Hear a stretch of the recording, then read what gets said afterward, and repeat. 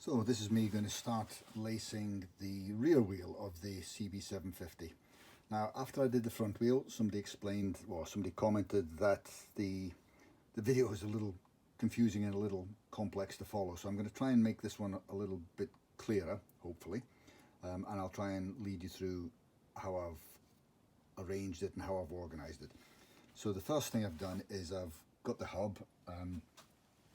There's a couple of things I need to do to finish the hub, so it's not finished at all, and the rubbers need to be replaced and the bearings need to be replaced, but I'm able to lace the wheel hub as it stands. So what I've done is I've marked the holes on the rim, 1, 2, 3, 4, 5 all the way around. There's 20 holes on this side and there's 20 holes on the other side, and as you can see here that the holes are slightly offset. So if that's hole number 1, I've called that hole number 1.5, I've called this number 2, 2.5, 3, 3.5, all the way around. And obviously it comes down to 20, it comes down here to 19 and 20, so the one between 19 and 20 is 19 and a half on the other side. So I've marked the whole rim up like that, and you can see on the top. And then what I've done is that when I turned it over, so that's 0.5 and that's 1.5, I then marked it on the other side, and so I've then put it all the way around like that. So therefore I know the numbers of the holes on that side, and I know the number of the holes on this side.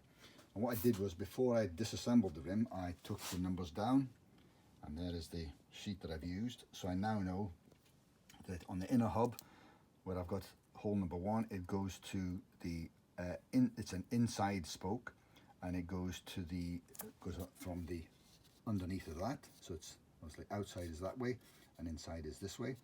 So from number 1 hole on the inner hub, I put a spoke on the inside of the hub to number 1 hole on the rim. Now I haven't unpacked the rim yet, but when I do, I'll mark the holes there, and the holes will be 1 to 40. And you can see here, I'll then do the spoke from number 2 hole on the inner hub will go outside to hole number 35 on the rim. So obviously number 1 will go to number 1, and number 2,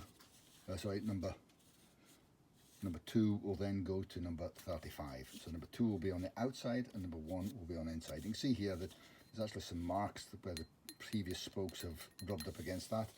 I've tried to grind those out, but it was just getting to the point where they were a little bit too much. So what I decided to do is to make sure that the holes where these were making sure that I'd still have spokes going on the outside.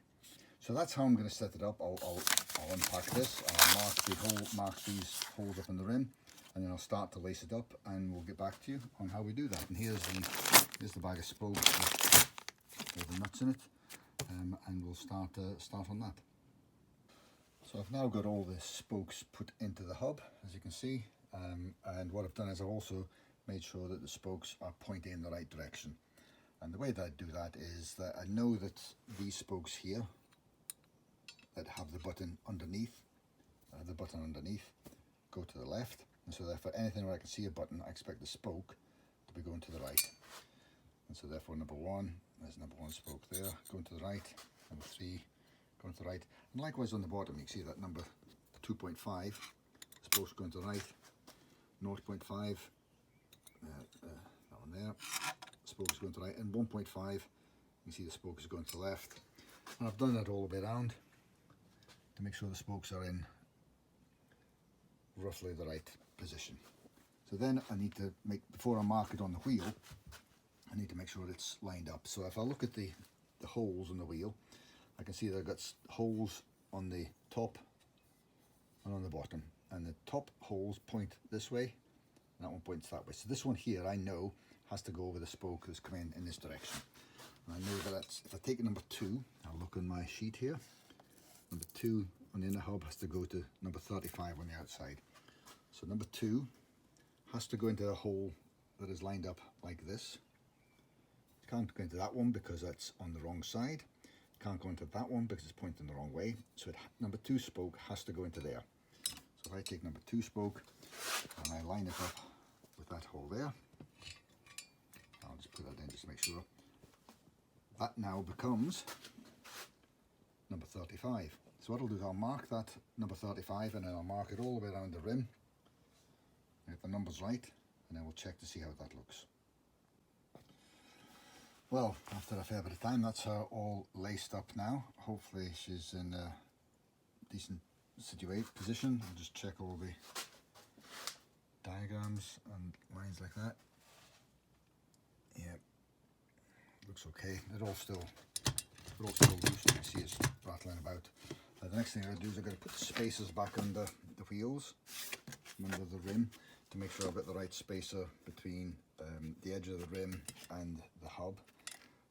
I've got a couple of bits of metal to do that, and then what I'll do is I'll tighten these all up hand tight, and then we'll then see how she sits.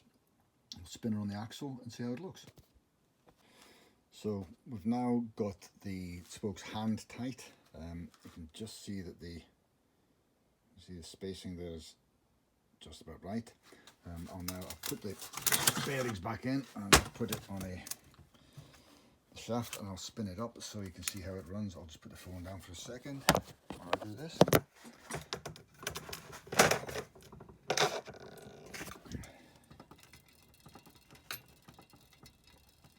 See, it's running quite through.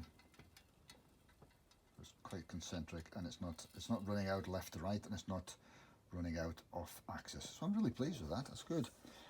Obviously, when I put it on bike, I'll spin it up and I'll do it properly, but I'll just go and tighten up the spokes now, and there's the wheel done.